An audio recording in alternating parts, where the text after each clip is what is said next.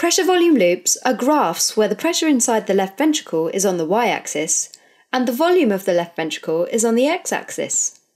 Each loop represents one cardiac cycle, including both ventricular systole and diastole, or more simply, one heartbeat. Alright, let's start at the lower right-hand corner. This is the end diastolic point, and it's the point in the cardiac cycle when diastole is over. The mitral valve, or the communicating door, between the left atrium and the left ventricle has just closed. And as it closed, it made a long, loud sound, kind of like a... That's known as the first heart sound, or S1.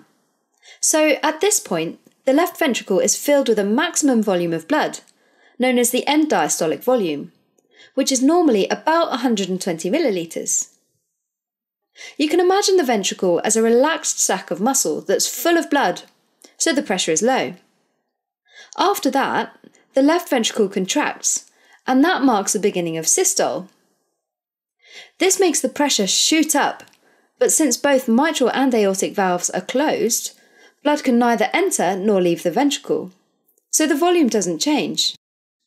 This phase is called isovolumetric contraction, and it lasts for about 0.05 seconds. Eventually, the pressure inside the left ventricle reaches approximately 75 millimeters of mercury, becoming just higher than the pressure inside the aorta, forcing the aortic valve to pop open. This pressure reflects the pressure in the aorta right at the beginning of the ejection phase, or the lowest that the blood pressure in the aorta is going to be, and it's known as the diastolic blood pressure, or DBP for short. Okay, now, once the ejection phase starts, it lasts for about 0.25 seconds.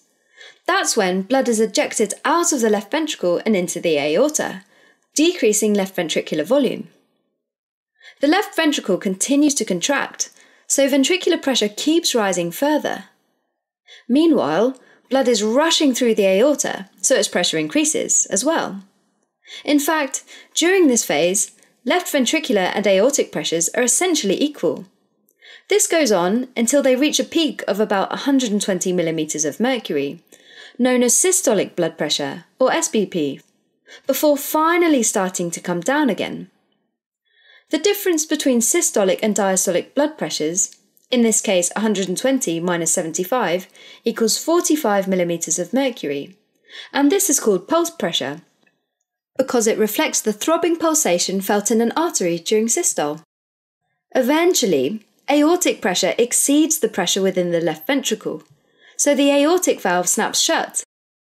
As it does this, it makes a short, sharp sound, kind of like a... And this is called the second heart sound, or S2.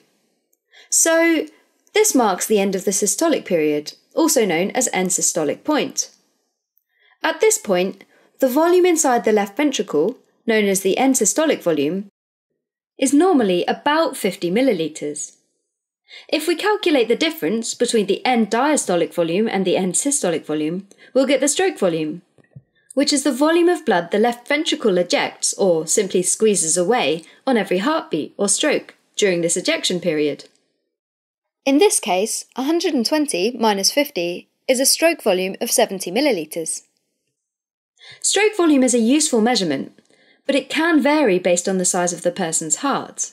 So another helpful measurement is the ejection fraction, which is the stroke volume divided by the end diastolic volume. In this example, it's 70 divided by 120, which is about 58%. In other words, 58% of the blood volume in the left ventricle gets pumped out during each heartbeat. Once the aortic valve has closed, the ventricular muscle starts relaxing, so pressure within the ventricle falls. However, all valves are closed, so the volume remains consistent. This is the isovolumetric relaxation phase, and it lasts for about 0.15 seconds. Eventually, the pressure drops below the left atrial pressure, and that allows the mitral valve to open. Due to the pressure gradient, blood from the atrium flows into the ventricle, at the beginning passively and at the end with an extra push due to the atrial contraction. As the left ventricle fills with blood, its volume comes back up to 120 millilitres, or its end diastolic volume, while its pressure increases only slightly. Actually, this relaxation phase goes on for kind of a long time period compared to the previous phases, about 0.55 seconds, until there's no more pressure gradient between the two heart chambers, and the mitral valve closes, letting the cycle start all over again. All this happens during one heartbeat. And with every heartbeat, or stroke, the heart is doing work, and that's called stroke work, and it's proportional to the area inside the loop. In other words, the bigger the loop, and the more area inside of it, the more stroke work our heart does. Alright, as a quick recap, pressure volume loops are graphs showing the changing relationship between the left ventricular pressure and the left ventricular volume during a cardiac cycle. Pressure volume loops can provide us with useful information such as stroke volume or end diastolic volume, as well as systolic, diastolic and pulse pressure.